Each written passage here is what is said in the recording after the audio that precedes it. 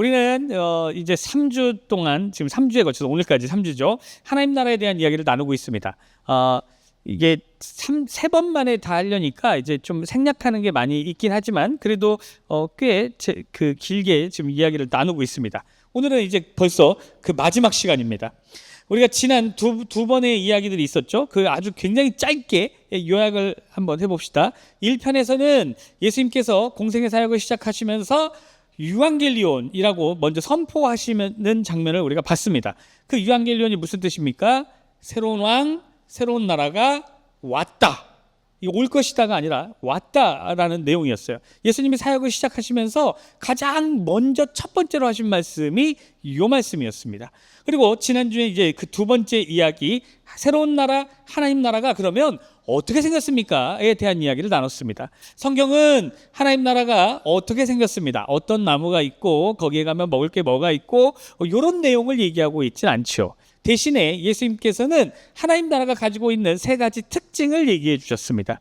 그게 뭐였습니까? 첫째로 하나님 나라는 겨자씨처럼 작게 시작하지만 반드시 새들이 와서 쉴 만한 큰 나무로 자란다라는 거였죠.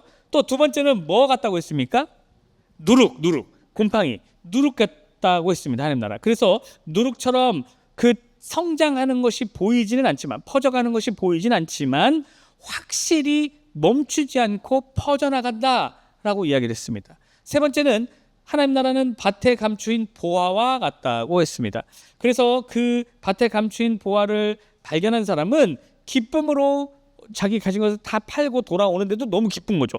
기쁨으로 살게 되는 곳이 하나님 나라다라고 이야기를 나눴습니다. 그리고 오늘은 그 마지막으로 그러면 하나님 나라의 시민으로 사는 것이 어떤 것인가에 대해서 세 단계에 걸쳐서 이야기를 나눠보려고 합니다. 자, 여러분 하나님 나라의 시민으로 살려면 먼저 첫 번째로 뭐부터 시작해야 될까요? 이게 하나님 나라 그러면 우리가 이제 되게 추상적으로 생각하고 이제 잘 말로 팍 나오지가 않죠. 이렇게 생각해 봅시다. 우리가 여러분 어떤 나라 좋아하세요?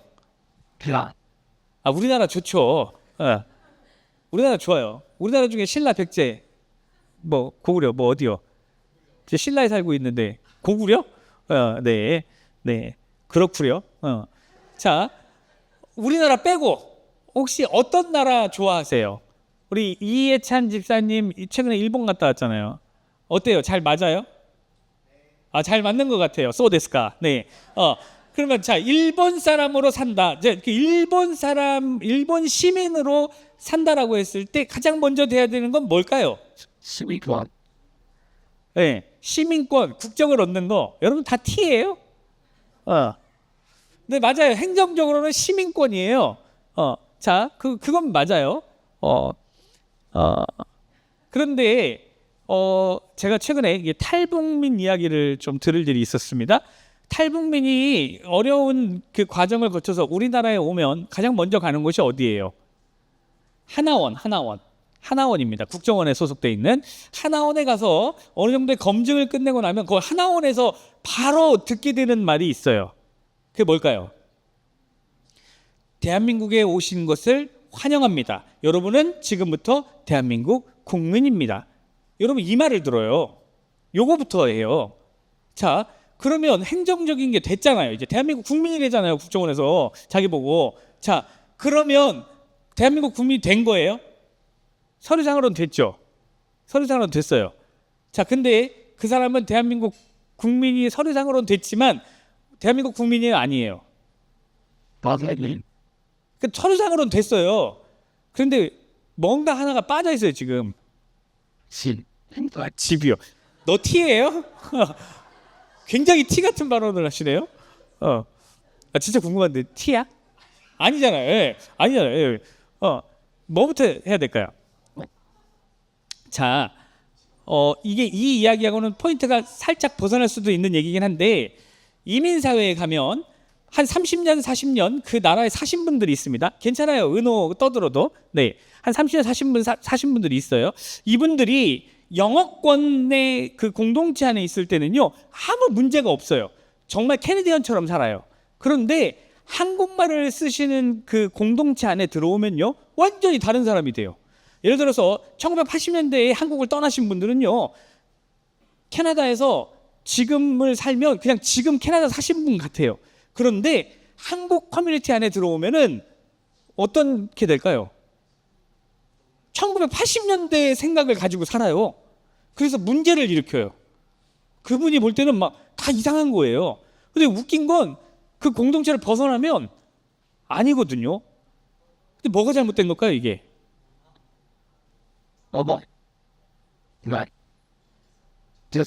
그렇죠. 마지막에 나왔어요. 그러니까 무슨 얘기냐면 여러분, 내가 일본, 혹시 일본이 불편하신 분 있나요? 중국이 불편하신 분이 있을 수도 있겠네. 그럼 어디라고 할까요? 자, 내가 만약에 미국 시민으로 살기로 했어요. 그러니까 이제 나한테 누군가가 이제 미국 시민권을 줬어요. 자, 그러면 내가 미국 시민이려면 뭐부터 돼야 돼요? 성적. LA 한인타운 가면 영어 한마디도 안 하고 죽을 때까지 살 수 있대요. 저 안 가봐서 몰라요. 근데 거기 한국인이 150만 명이 산대요. 예. 자, 여러분, 이게 되게 어려운 건가 보네요. 저는 제가 원래 목회를 안 하려고, 목회를 딱 하기로 마음먹었을 때 제가 꿈꾼 건 이민 목회였어요. 왜냐하면 제가 볼 때 이민 사회는 그냥 선교지예요, 선교지. 그래서 거기는 약간 그 군대 같은 게 있어요. 무슨 얘기냐면 그 나라에 온 지 3년 됐으면 3살이에요, 3살. 예. 그 나라에 온 지 30년 됐으면 30살이고, 군대 가면 나보다 나이가 많은 사람이 후임으로 올 때 있잖아요. 근데 어때요? 우리가 볼 때. 응민아 어때? 응민이보다 5살 어린 5살 많은 사람이 후임으로 왔어요. 보면 어때요? 애기죠, 애기. 아유 자식, 야 나 때는 말이야 나보다 5살 더 많은데. 그러잖아요. 이민 사회가 꼭 그렇거든요. 이민 사회가. 그래서 저는 이민 목회를 원래 꿈꿨었어요. 저는 사실 이게 설명이 되게 쉽다고 생각했는데 여러분 많이 어렵군요. 자, 우리가 미국에 갔어요. 그래서 행정적으로는 미국 시민권 혹은 영주권을 받았잖아요. 그런데 가끔 보면 적응이 어려워서 돌아오시는 분들이 꽤 많아요, 여러분. 꽤 많아요. 그분들은 왜 그런 걸까요? 첫 번째로 뭐가 안 돼요? 아니, 한국말만 쓰고도 살 수 있다니까요, 평생을 LA에서는. 답을 얘기했어요. 네, 그렇죠. 정체성. 무슨 얘기냐면 쉽게 얘기해서 내가 그 나라의 시민이려면요, 내 스스로 먼저 그 나라의 시민인 걸 받아들여야 돼요. 근데 여러분 이게 생각보다 어려워요. 이거 쉬울 것 같죠? 우리 자유 여인 신지연 자매를 인도네시아 발리에다 갖다 놔요. 그래서 발리에서 살아라 그래요, 앞으로. 그러면 처음에 놀러 온 것 같아서 처음엔 사라져요. 그런데 시간이 조금만 지나면 될까요, 안 될까요? 안 돼요, 잘. 왜 안 돼요? 나는 그 나라 사람이라는 정체성이 없기 때문이에요. 이게 모든 걸 가로막아요. 모든 걸. 거기서 한 단계를 나가야 되는데 그걸 못 가게 막아버리는 거예요, 이거를. 자, 그러니까 무슨 얘기냐면 하나님 나라가 왔대요. 예수님께서 말씀하셨어요. 그리고 이제 우리가 그러면 하나님 나라의 시민으로 살아야 돼요. 이제 어떻게 살아야 되는지를 배우고 싶어요. 난 하나님 나라의 시민으로 살겠습니다 해요. 그런데 그 첫 단추가 뭐냐면 내가 하나님 나라 시민인가를 받아들이는 거예요. 여러분, 이거를 우리가 알지 못하거나 믿지 못하면 어떻게 될까요? 이걸 알지 못하거나 믿지 못하면 안 돼요. 그 뒤로 아무것도. 자, 이런 일들이 이민사회에서 굉장히 많이 나타납니다. 이민사회에는 이민 1세대가 있고 1.5세대가 있고 2세대로 그 밑으로 쭉 있어요. 1세대는 본인이 결정해서 오신 분들이에요. 예를 들어서 우리 노신중 집사님을 예로 들자면 노신중 집사님 부부가 우빈아, 너희들의 그 자유로운 그 앞으로의 생활과 군대를 안 가기 위해서 우리가 미국으로 가기로 결정했다 해요. 그 결정을 해서 오신 분이 1세대예요. 노신중 집사님과 이장 집사님 1세대. 그러면 요분들 올 때 딸려온 사람들 있잖아요. 요분들 갈 때 딸려가는 사람들 누구예요? 우빈이 아빠 군대를 안 간다고? 하면서 먼저 짐 싸서 입구에 기다리고 있는 친구 노우빈, 노효빈, 노규빈, 요 친구들이 부모님이 올 때 딸려오니까 1.5세대예요. 그 다음에는 거기서 태어난 사람들이 있어요. 그게 2세대예요. 2세대.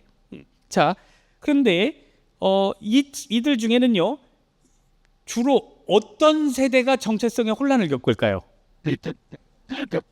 1.5일까요? 2세대일까요? 1.5는 의견이 좀 갈리네요.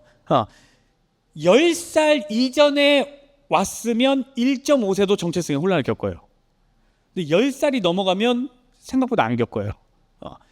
그럼 누구는 확실히 겪어요? 2세대 이후는 확실히 겪어요. 특히나 2세대. 3세대는 괜찮아요. 그래도. 왜냐하면 부모가 2세대이기 때문에. 근데 2세대, 내가 거기서 태어난 친구들은요, 정체성의 혼란을 무조건 겪습니다. 언어도 빨리 안 튀어요. 제가 있던 곳은 몬트리올인데, 몬트리올은 3중 언어를 사용을 해요. 유치원까지는 불어를 써야 되고, 유치원까지는 영어를 써야 되고, 초등학교는 100% 불어로 교육이 돼요. 그러니까 애들이 5살이 돼도 말을 못하는 애들이 있어요. 자, 그런데 요런 이 정체성의 혼란을 겪는 이민 2세대를 이제 저 같은 유학생들이나 이제 그 한인 커뮤니티에서는 뭐라고 부르는지 아세요? 과일에 빗대서. 제가 예전에 얘기한 적이 있는데 뭘까요? 오늘 예쁘게 입고 온 우리 시아 엄마 뭘까요? 과일 중에 하나. 어떻게 알았어요? 알려줬어요. 에이, 아까 키즈에서 교사예배 때 제가 얘기해가지고 이렇게 안 도와 초를 치는 사람들이 있어요. 자, 못 맞춘 거 약 올리려고 그랬는데, 자, 바나나라고 불러요. 바나나. 무슨 얘기냐면 왜 바나나일까요? 겉은 노란색 동양인이에요. 근데 까면 어때요? 바나나는 원래 하얗다. 마셔보신 분. 속은 하얘요. 그래서 겉만 동양인, 속은 백인 이렇게 봐요. 그게 무슨 얘기예요? 정체성의 혼란을 겪는 거예요. 그래서 예전에 그 부모님 세대들은 이해하실 거예요. 2002년 월드컵을 경험한 세대들은 기억하실 거예요. 2002년 월드컵 되기 이전에 한국과 캐나다가 평가전을 한 적이 있어요. 평가전이었는지 아니면 무슨 컵 대회였는지 그때 캐나다에서 와서 축구를 했거든요. 제가 거기서 그때 대학을 다니고 있었어요. 근데 그때 한국이 졌어요. 근데 그 경기를요, 1세대와 1.5세대는 어디를 응원했을까요? 한국을 응원했어요. 2세대 이하는요, 캐나다를 응원했어요. 한 집에 한 가정이 모여가지고 응원하는 팀이 다른 거예요. 왜? 그들은 정체성이 어디에 있어요? 캐나다에 있어요. 근데 같은 집에 있는 내 부모는 한국에 있어요. 요게 2002년 월드컵 이전까지는 굉장히 심했습니다. 얼마나 심했냐면 자녀들이 한국말을 못 쓰게 했어요. 영어 빨리 안 는다고, 한국인 티낸다고 좀 못 쓰게 하는 집이 많았어요. 그래서 그 당시에는 2002년 이전에 이민 와서 오래되신 분들이나 2세대들이 한국말을 잘 못하는 사람이 많았어요. 요걸 처음으로 깬 게 뭐냐면 2002년 월드컵이에요. 월드컵 때 한국이 4강까지 올라가면서 한국이 막 자랑스러워지는 거예요. 그래서 막 태극기를 두르고 다니고 그랬어요. 학교 다닐 때. 다른 때 같았으면 이거 돌 맞을까 봐 못했는데 월드컵 때는 했어요. 그래서 저 태극기 두르고 갔다 저 캐나다 뉴스에도 나왔었어요. 이탈리아전 이기고. 모든 언론이 다 이탈리아가 이길 거라고 생각해서 다 이탈리아 사람들 모여서 응원하는 데를 갔거든요, 카메라가. 근데 져버렸잖아요. 찍을 게 없어요. 근데 저희 교회 형이랑 청년 4명이 그 형 차를 타고, 그때가 아침이었거든요, 출근 시간 이기고, 그 차를 타고 태극기를 4군데 창문으로 빼고 막 갔더니 방송국 차가 막 손을 들어요, 멈추라고. 그러더니 앞에서 찍을 테니까 소리를 지르면서 와달래요. 그래서 와 하고 태극기를 흔들었어요. 그날 뉴스에 3번 나왔어요. 한국의 굉장히 작은 그룹의 사람들이 한국의 승리를 축하했다라고 하면서 차 한 대. 그런 일이 있었어요. 근데 이제 2002년 이후로는 이제 한국 사람인 거를 좀 드러내기 시작을 했죠. 그러다가 또 우리 싸이 형님께서 이제 또 강남 스타일이라는 그 명곡을 탄생시킨 덕분에 또 한 번 한국인인 게 자랑스러워졌고, 그 뒤에 우리 BTS 형님들이 또 이제 한국을 널리 알리셔서 지금은 분위기가 많이 달라졌다라고 해요. 지금은 2세들도 한국인인 거를 좀 자랑스러워하고 한국어를 하는 거에 대해서 굉장히 부끄러워하지 않는다라고 해요. 근데 어쨌든 예전에는 2세 이하는 바나나라고 부를 만큼 다른 정체성을 가진 사람들이었어요. 그들은 꼭 내가 어느 나라 사람인지에 대한 정체성의 혼란을 한 번은 겪었어요. 한 번은. 그리고 이 혼란이 깨지려면 뭐가 돼야 깨질까요? 이 혼란이 멈추려면 내가 어느 나라 사람인지에 대한 이 혼란이 없어지려면 뭐가 돼야 돼요? 아니죠. 그렇죠. 어느 나라 사람인 걸 모르는 사람은 없잖아요. 근데 뭐가 안 된 거예요? 결정이 안 돼서 혼란스러운 거였어요. 근데 어때요? 한번 겪을 때 결정을 하게 돼요. 결정을. 이민사회의 1.5세, 2세대들은 무조건 결정을 하게 돼 있습니다. 살면서 한 번은 나는 어느 나라 사람으로 살 것이다. 웃기잖아요. 캐나다에 살잖아요. 그럼 미국에 살잖아요. 그러면 결정된 거잖아요. 근데 결정을 해야 돼요. 웃기죠? 결정을 해야 돼요. 내가 캐나다 사람으로 살 것인가? 아니면 한국 사람으로 살 것인가? 요거를 한 번은 꼭 결정을 해야 됩니다. 그래야만 이 정체성의 혼란이 끝나요. 그리고 이게 끝나야만 그 다음으로 나갈 수 있어요. 마찬가지로 하나님 나라도 똑같습니다. 하나님 나라는 선포된 나라예요. 이미 왔어요. 그러면 우리도 똑같이 정체성의 혼란을 겪어요. 나는 지금 대한민국 국민으로 전주 땅에서 살고 있는데 하나님 나라 사람이라고? 정체성의 혼란이 와요. 요거는 이미 선포된 거기 때문에 우리가 머리로 알아요. 그럼 이제 뭐 해야 돼요? 결정하는 거예요. 결정해야 되는 거예요. 그럼 나는 어느 나라 사람으로 살 것인가? 하나님 나라의 시민으로 살 것인가? 아니면 대한민국 국민으로만 살 것인가? 결정해야 돼요. 그래서 내가 하나님 나라의 시민이 되었다라는 이 확실한 믿음이 있어야 그 다음으로 나갈 수가 있습니다. 성경은 이렇게 이야기를 해요. 골로새서 1장 13절. 아니 목사님, 우리는요 제가 하나님 나라 시민이 되고 싶다라고 말을 한 적이 없는데요. 제가 뭐 서류를 접수하거나 그런 적이 없는데요 라고 얘기할 수 있어요. 근데 골로새서 1장 13절에서 뭐라고 합니까? 그가 우리를, 여기서 그가 누가예요? 예수님이 우리를 흑암의 권세에서 건져내사, 흑암의 권세, 그러니까 흑암의 권위 아래에 있는 사람들이에요. 그러니까 그 나라 백성이에요. 흑암의 나라 사람들이었는데 거기서 우리를 그 예수님께서 건져내사 어디다 갖다 놨어요? 그의 사랑의 아들의 나라로 옮기셨다라고 얘기를 해요. 그의 아들의 사랑의 나라가 어디예요? 그의 사랑의 아들의 나라가 하나님 나라예요. 하나님 나라. 성경이 얘기하고 있어요. 우리를 예수님께서 흑암 나라에 속해 있던 사람들이었는데 거기서 건져가지고 하나님 나라로 옮겨놨다라고. 이건 이미 끝난 거예요. 이 말 끝을 보세요. 미래형이에요? 과거형이에요?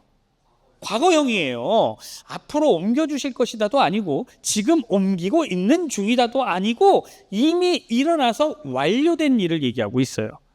많은 사람들이 하나님 나라를 그냥 단순히 그냥 내가 지금 이 생에서 열심히 믿고 착하게 살다가 죽으면 그때 가는 곳, 이렇게만 이해를 해요. 불교가 이게 굉장히 심하죠. 불교가. 여러분, 불교가 윤회 사상이 있잖아요. 그래서 불교는 내가 죽어야만 가는 거, 이게 너무 분명해요. 불교는. 근데 우리는 안 그래요. 우리는 이렇게 이해하면 안 돼요. 하나님 나라는 죽어야만 가는 곳, 이게 아니라 앞으로 도착해야 되는 곳, 앞으로 갈 목적지, 요게 아니라 지금 바울은 전혀 다른 이야기를 하고 있어요. 바울이 뭐라고 합니까? 바울은 우리가 이미 로마나 이스라엘의 시민이 아니라 하나님 나라에 도착했고 하나님 나라의 시민으로 바뀌었다라고 얘기를 하고 있어요. 어떻게? 예수님께서 우리를 위해서 죽으심으로 우리를 흑암 나라에 있던 우리를 꺼내서 하나님 나라로 옮겨놨다라고 얘기를 해요. 이것에 대해서는 이미 성경이 증언하고 있기 때문에 우리가 반론할 수가 없어요. 요거는 이미 끝난 얘기예요. 그러면 이제 남은 건 뭐냐? 오케이, 하나님께서 우리를 하나님 나라로 옮겨놨다? 그러면 내가 이거를 받아들일 것인가 말 것인가, 이것만 남는 거예요. 엄마 아빠가 미국으로 이민을 갔어요. 근데 나는 거기서 정체성의 혼란을 겪어요. 내가 오고 싶어서 온 게 아니거든요. 엄마 아빠가 가자고 해서 왔어요. 처음에 올 때는 신났어요. 근데 와서 살아보니까 학교 가면 인종차별 당하고 너무 힘들어요. 나한테 냄새 난다 그러고 맨날. 미안, 저도 실제로 들었던 얘기들입니다. 그래서 너무 이게 힘든 거예요. 근데 나는 이미 그 땅에 와 있잖아요. 근데 결정을 해야 되는 거예요. 내가 이제 이 나라 시민으로 살 것인가? 아니면 내가 살았던 그 나라 시민으로 살 것인가? 똑같아요. 우리가 하나님 나라로 옮겨졌다고 성경이 얘기를 해요. 그러면 우린 결정해야 돼요. 하나님 나라의 시민으로 살 것인가? 말 것인가? 우리의 시민권이 바뀌었다는 사실, 이것을 받아들이지 못하면 어떻게 될까요? 일본 사람이 우리나라에 왔다고 쳐봅시다. 예찬상, 저번에 라멘 먹는 거 보고 반했습니다. 막 하면서 왔어요. 그러더니 이제 우리 예찬 지사님이 한국 구경시켜줄게 막 하면서 막 돌아다녀요. 한국 너무 좋습니다. 해요. 근데 문제는 나는 일본에서 운전을 오른쪽으로 배웠습니다 하면서 한국에 와서도 오른쪽에 운전석이 있는 차만 찾아다녀요. 여기도 없네요 막 하면서. 이 말이 돼요 안 돼요? 안 돼요. 그렇게 하면 안 되는 거죠. 왜 안 돼요? 여기 왔잖아요. 여기 왔으니까.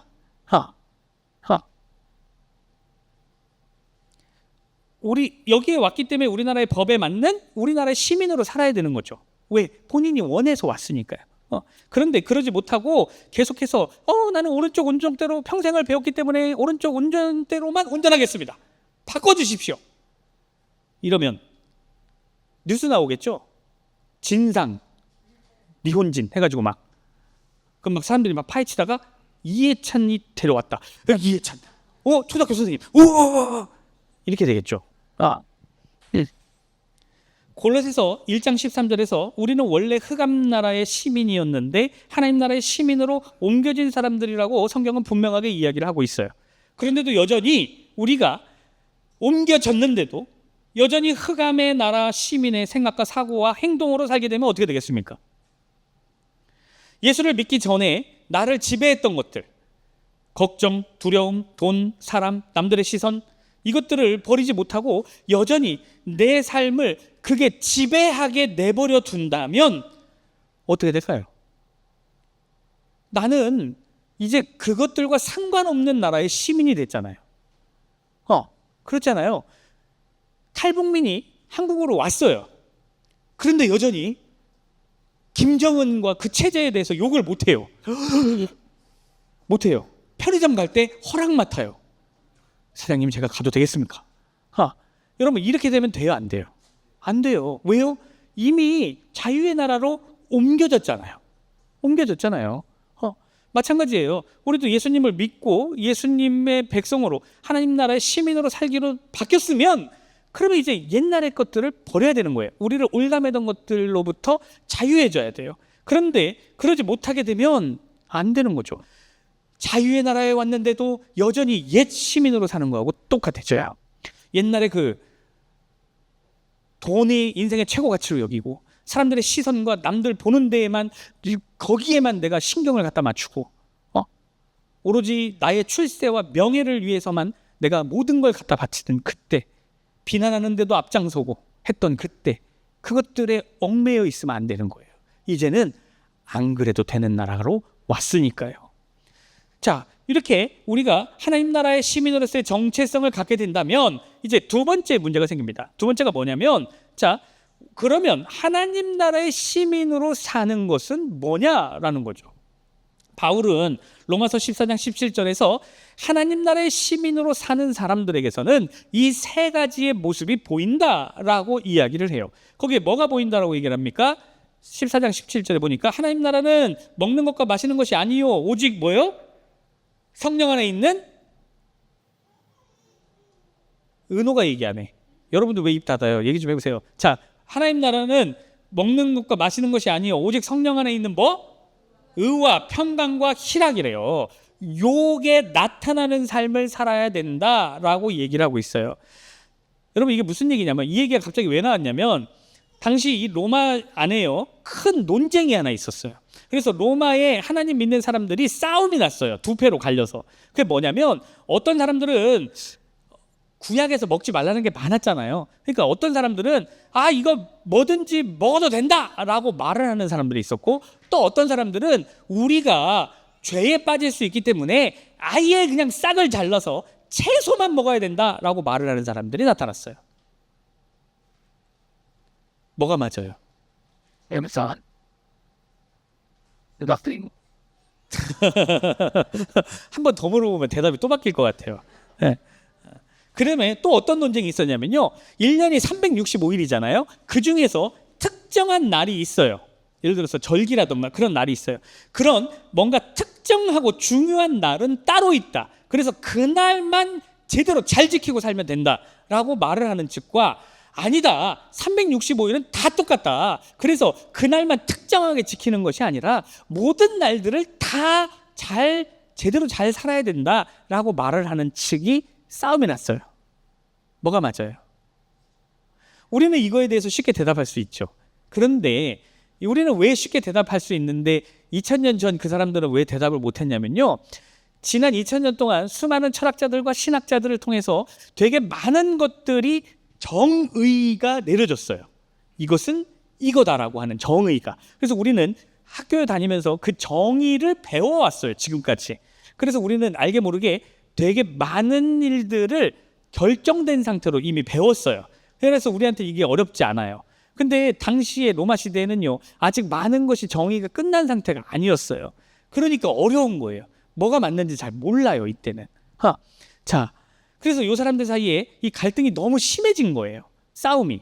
그래서 결국에는 패가 어떻게 갈렸냐면, 믿음이 조금 더 강해 보이는 쪽, 그 다음에 믿음이 조금 더 약해 보이는 쪽, 이런 쪽으로 서로 막 공격을 하기 시작을 한 거예요. 이거를 바울이 알고는 이제 이걸 놔두면 안 되겠다 싶어서 바울이 로마서 14장 17절을 통해서 이렇게 얘기하는 거예요. 여러분, 하나님 나라는 무엇을 먹어도 되고 먹으면 안 되고 이런 걸로 하나님 나라 시민이 되는 게 아닙니다. 여러분, 하나님 나라 시민은 뭔가 특정한 날을 지키냐 마냐 이거 가지고 하나님 나라 시민이 되냐 하는 거 아닙니다. 바울이 그 얘기하는 거예요. 그러면서 뭐라고 하느냐, 하나님 나라의 시민이라면 그 삶에 의와 평강과 희락, 이 세 가지가 나타나야 됩니다. 그게 진짜 하나님 나라 시민입니다. 지금 바울이 요 얘기를 하는 거예요. 자, 그러면 삶에서 하나님 나라 시민이 내 삶에서 의와 평강과 기쁨이 나타나는 모습이 어떤 모습이냐? 먼저 의입니다. 의는 단순히 도덕적으로 올바른 것을 얘기하고 있는 게 아니에요. 성경에서는. 성경에서 말하는 의는요, 관계가 회복된 상태를 이야기합니다. 누구와의 관계? 하나님과의 관계. 하나님과의 관계, 그러니까 끊어졌던 하나님과의 관계가 회복되는 거, 이게 의예요. 이게 의로 나타나요. 그래서 이게 어디까지 영향을 미치냐면, 이렇게 이해하면 쉬울까요? 우리 이해찬 집사님하고 김혜리 집사님이 싸웠어요. 저한테 처음에 예로 들어주면 자꾸 그 이름이 붙어가지고 미안해요. 어쩔 수가 없네요. 네. 싸웠어요. 그래서 시아가 근데 말짓을 했어요. 그래서 해서는 안 되는 말이 나와버렸어. 저것이 아빠 닮아가지고 뭐 이렇게 나와버렸어요. 근데 죄도 담을 수가 없잖아요. 그래서 막 시아가 하는 것도 꼴보기 싫어요. 너무 이해찬 집사님하고 비슷해가지고 막 그래요. 막 그런 상황 오면 안 되는, 그런 게 있다는 게 아니라 그런 상황에 와버렸다는 거예요. 자, 그래서 관계가 둘이 안 좋잖아요. 자, 그런데 우리 이해찬 집사님이 우리 김혜리 집사님이 뜨개질을 좋아하거든요. 뜨개질 칼라 30종 세트를 꽃다발로 만들어가지고, 여보야 무조건 내가 다 미안해 하면서 딱 줬어요. 내 마음이 풀어졌어요. 그래서 기분이 너무 좋은데 시아가 아까 잘못했던 그 말짓을 또 해요. 어때요? 저것이 지 아빠 닮아가지고 나와요? 안 나오죠. 안 나와요. 예뻐요. 아빠 닮아가지고 팔에 힘도 세네 하면서 예쁘죠. 그 무슨 얘기냐면, 요 관계가 회복되니까 그 회복된 관계가 누구에게까지 영향을 미치는 거예요? 자녀에게까지 가잖아요. 똑같아요. 하나님과의 관계가 회복되니까 이 회복된 관계가 어디에 영향을 미치냐면 내 가족과 내 이웃에게까지 영향을 미치는 거예요. 시야가 달라졌어요, 그러면? 아니에요. 시야는 똑같아요. 근데 뭐가 달라진 거예요? 엄마 아빠의 관계가 달라진 거잖아요. 마찬가지예요. 하나님 나라의 시민은요, 하나님과의 관계가 회복되었기 때문에 이 관계, 회복된 관계가 나와 내 주변 사람들에게까지 좋은 관계로 영향을 미치는 거예요. 그게 드러나요, 삶에서. 이게 의예요.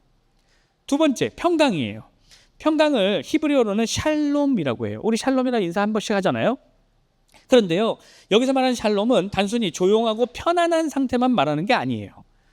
여기서 말하는 샬롬은 몸도 마음도 관계도 그리고 영혼까지 온전하게 있는 상태를 말해요.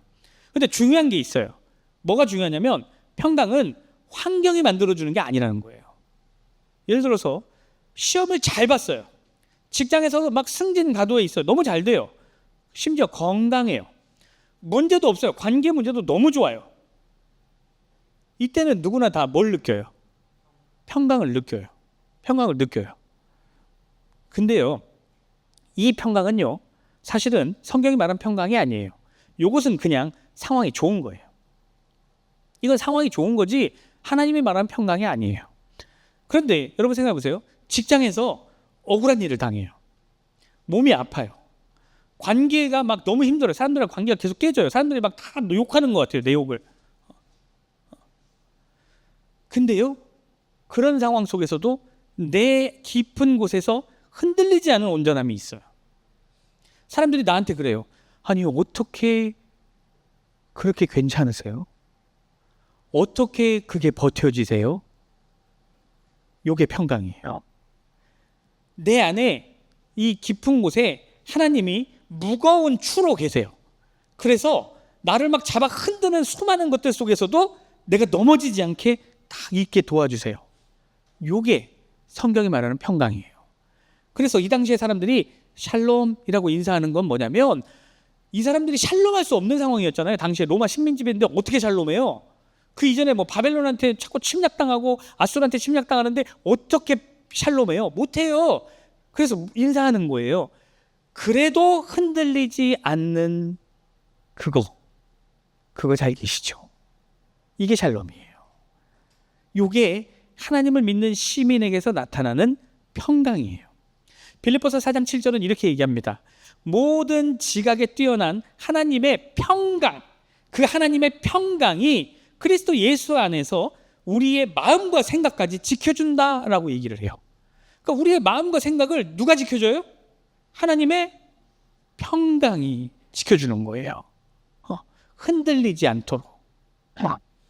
그것이 하나님 나라 시민이 가진 평강이에요. 이게 삶으로 나타나요. 어떤 형태로 주로 많이 나타나요? 쉽게 얘기하자면 어떻게 그게 견뎌지세요? 어떻게 그런데도 예배가 되세요? 요게 평강이 드러난 상태예요. 세 번째, 희락, 기쁨이에요. 기쁨. 기쁨이 삶에 나타나야 돼요. 여러분, 우리는 보통 언제 기쁩니까? 언제 기쁘세요? 우리 박도진 형제는 요즘 날마다 기쁘죠? 말 잘해. 날마다 기뻐요. 그렇죠? 날마다 기뻐요. 지금. 근데 그 기쁨의 유통기한이 언제까지일까요? 평생. 맞죠? 예찬 집사님? 네. 네. 맞아요. 지금 퀴즈에 있어서 이 자리는 없는데 우리 한별 자매가 그 국세청 세무직 합격을 했어요. 예. 그래서 내년 봄에 이제 교육을 받으러 가요. 그래서 물어봤어요. 그 기쁨이 언제까지 갈 것 같아? 합격의 기쁨 언제까지 갈 것 같아요? 그래서 옆에 현대자동차 다니고 있는 조민규 형제한테 현대 합격하고, 요즘 현대 핫하잖아요. 합격하고 언제까지 기뻤어? 라고 물어봤더니 언제까지라고 했을까요? 출근 전날까지. 출근 전날까지 기쁘고 딱 끝나더래요. 같은 현대 다니는 준용, 현대 합격하고 언제까지 기뻤어? 출근 전날. 맞네요. 그러면 우리 한별 자매는 내년 3월까지 기쁘고 끝날 거네요. 무슨 얘기를 하고 싶은 거냐면, 우리가 말하는 그 기쁨이라는 게 대체적으로 다 좋은 소식들, 혹은 원하는 게 됐을 때, 혹은 맛있는 거 먹었을 때, 이럴 때 기쁘잖아요. 그러니까 무슨 얘기냐면 다 기쁨의 유통기한이 있어요. 유통기한이 있다는 얘기예요. 우리 송채원 자매가 치킨을 많이 좋아해요. 그 세상에서 제일 좋아하는 게 뭐야? 라고 했더니 맛있는 거 먹을 때가 제일 행복하고 좋대요.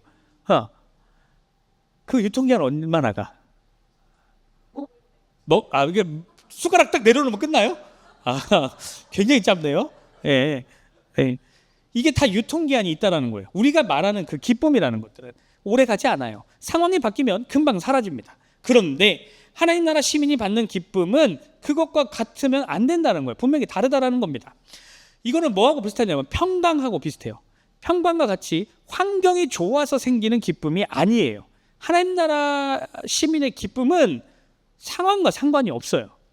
여러분, 지난주에 밭에 감추인 보화를 발견하고 자기 소유를 다 팔아서 이제 곧 개털될 사람 이야기를 했잖아요.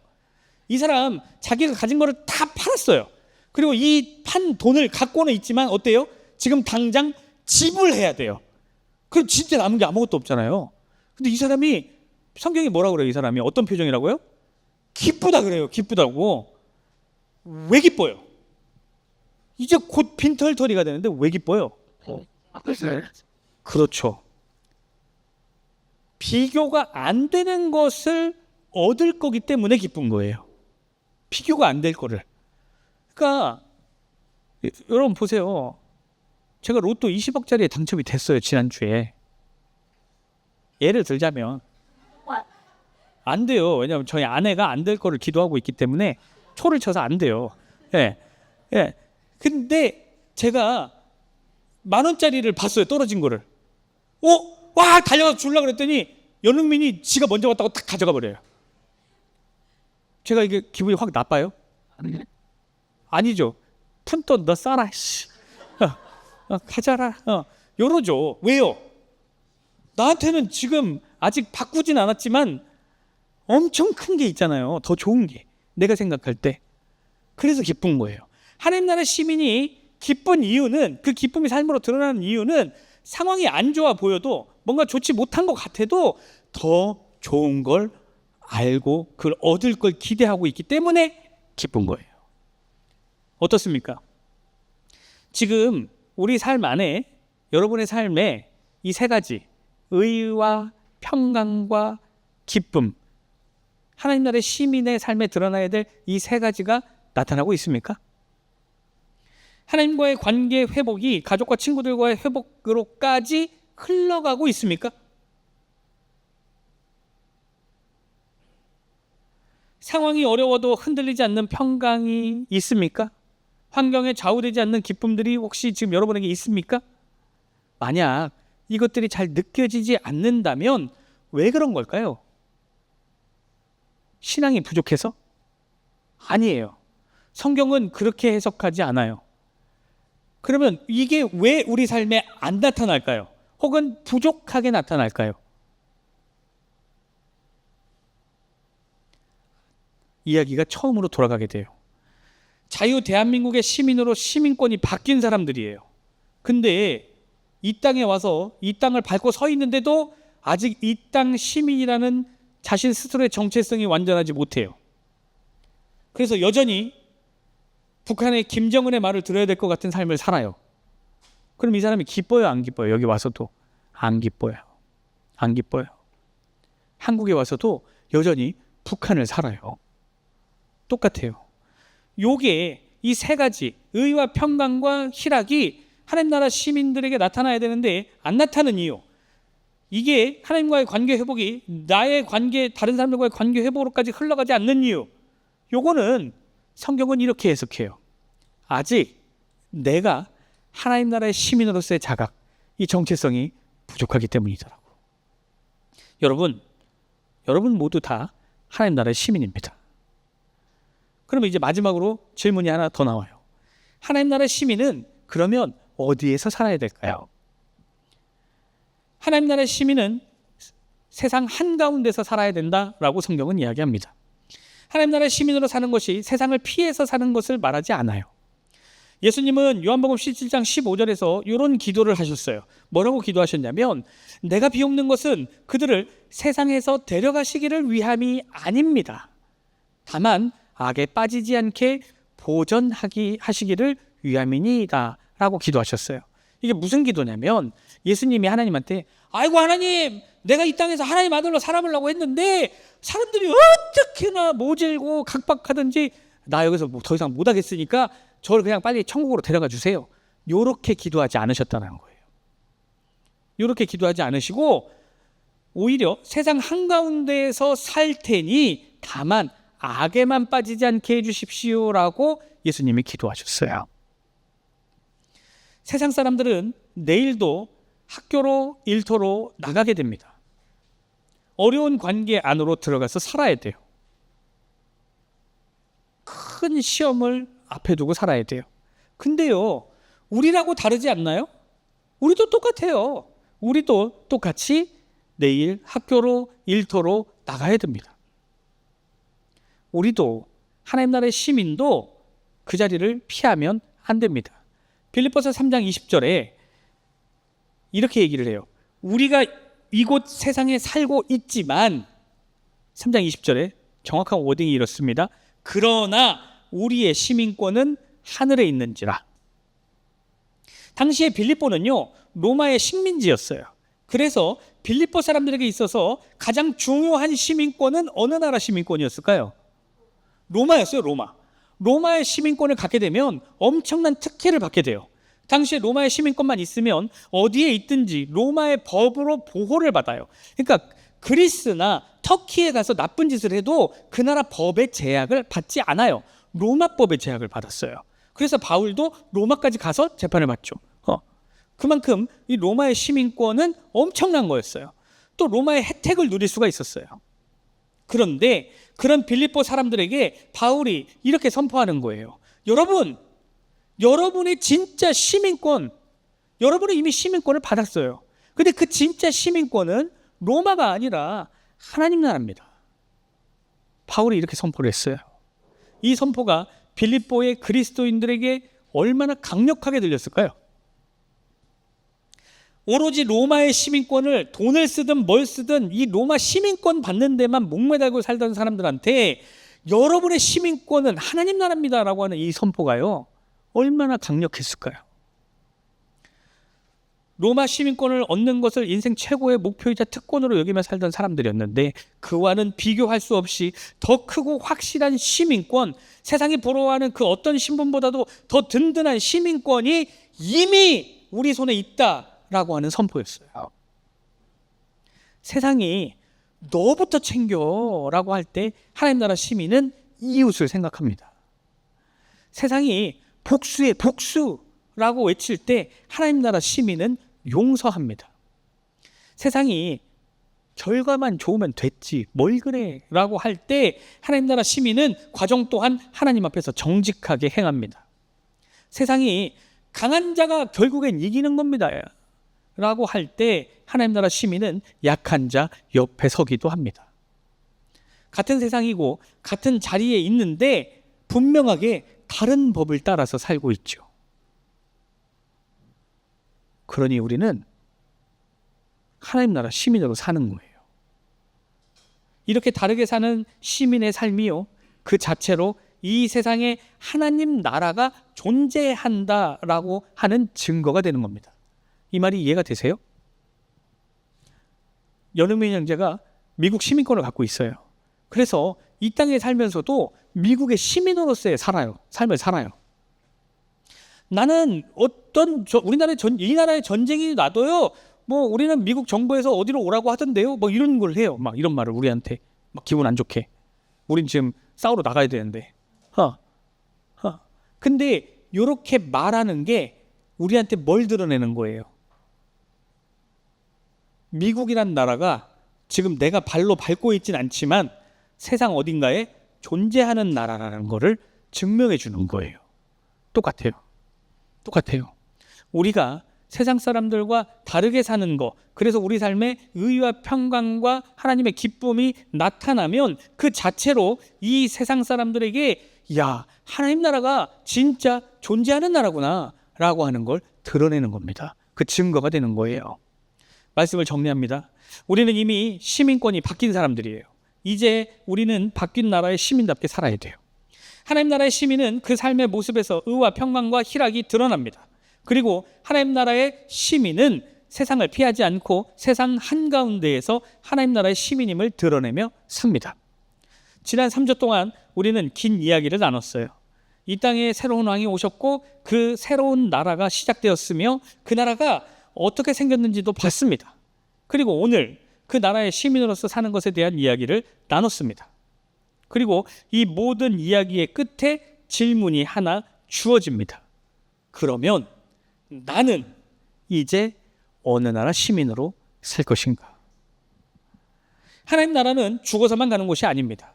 지금 내가 하나님 나라의 시민으로서 사는 것, 그것이 바로 이 땅에 하나님 나라가 세워지는 방법이고 증거입니다. 그러니 우리 모두 하나님 나라의 시민답게 삶으로 하나님 나라의 존재를 증명하며 살아가기를 주님의 이름으로 축원합니다.